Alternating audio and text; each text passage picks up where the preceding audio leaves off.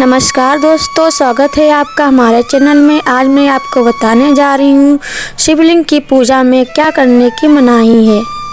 शिवलिंग पर बेलपत्र, धतूरा, चंदन और अक्षत चढ़ाने से शंकर भगवान जल्दी प्रसन्न होते हैं। वहीं कुछ चीज़ें भोलेनाथ को अर्पित करने की मनाही है। ऐसा कहा जाता है कि शिवलिंग पर ये चीज़ें चढ़ाने से शंकर भगवान नाराज हो सकते हैं।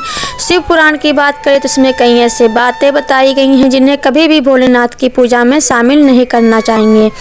ऐसा करने से भगवान शंकर क्रोधित हो जाते हैं, जिससे व्यक्ति को गंभीर नुकसान उठाना पड़ता है। आइए जानते हैं क्या हैं ये चीज़ें। हल्दी। कई पूजा पाठ में हल्दी का इस्तेमाल किया जाता है, पर शिव पूजन में हल्दी नहीं चढ़ाई जाती है। शास्त्रों के अनुसार शिवलिंग पौरुष का प्रतीक है और हल्दी को सौंदर्य प्रसाधन का सामान माना जाता है। हल्दी का संबंध भगवान विष्णु और सौभाग्य से भी है, इसलिए यह भगवान शिव को नहीं चढ़ता है। शंकर भगवान को हल्दी अर्पित करने से चंद्रमा कमजोर होने लगता है। कुमकुम या सिंदूर। महिलाएं पति की लंबी आयु की कामना के लिए मांग में सिंदूर लगाती हैं। कुछ लोग इसे भगवान शिव को भी अर्पित करते हैं, जबकि शिव पुराण में ये करने की मनाही है। शिव पुराण में महादेव को विनाशक बताया गया है। यही वजह है कि सिंदूर या कुमकुम से भगवान शिव की पूजा नहीं की जाती है। तुलसी के पत्ते। पवित्र तुलसी का प्रयोग कई देवी देवताओं की पूजा में विशेष रूप से किया जाता है। हालांकि सावन में या भगवान शिव की पूजा में इनका इस्तेमाल वर्जित माना गया है। पौराणिक कथाओं अनुसार भगवान शिव ने तुलसी के पति असुर जालंधर का वध किया था, जिससे क्रोधित होकर तुलसी ने भगवान शिव को अपने दैवीय गुणों वाले पत्तों से वंचित कर दिया था। केतकी के फूल। महादेव की पूजा में लाल फूल बिल्कुल भी नहीं चढ़ाए जाते हैं।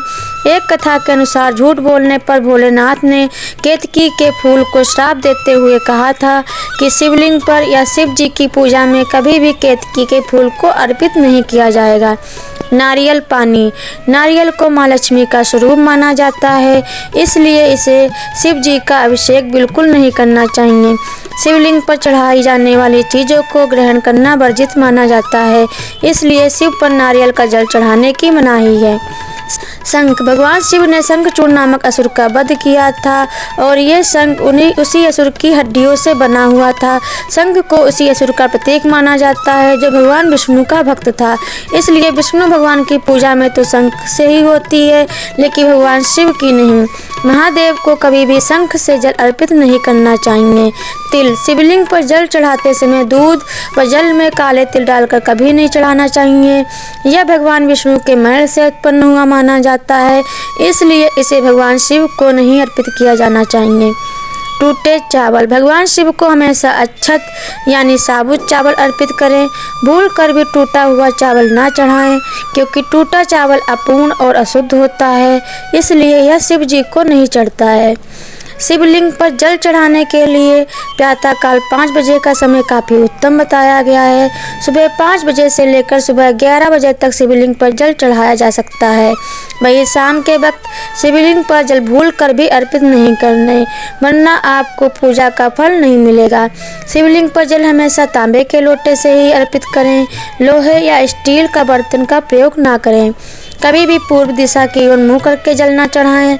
उत्तर दिशा की ओर मुख करके शिव जी को जल अर्पित करना शुभ माना गया है। शिवलिंग के पास खड़े होकर नहीं, बल्कि बैठकर ही जल चढ़ाएं। शिवलिंग की पूरी परिक्रमा कभी भी नहीं करनी चाहिए। अक्सर लोग पूजा करने के बाद शिवलिंग की पूरी परिक्रमा करते हैं, जो कि गलत है। शास्त्रों में शिव की आधी परिक्रमा का ही वर्णन है। जब भी आप भगवान शिव जी की पूजा करते हैं तो याद रखें कि उन्हें कभी भी तांबे के बर्तन से दूध ना चढ़ाएं। कहते हैं कि तांबे के बर्तन में दूध जहर के समान होता है। शिवलिंग पर दूध, दही, शहद या कोई भी वस्तु चढ़ाने के बाद जल जरूर चढ़ाएं, तभी जलाभिषेक पूर्ण होता है। धन्यवाद। अगर आपको हमारा वीडियो पसंद आया है तो please like, share and subscribe करें। श्री शिवाय नमस्तुभ्यम।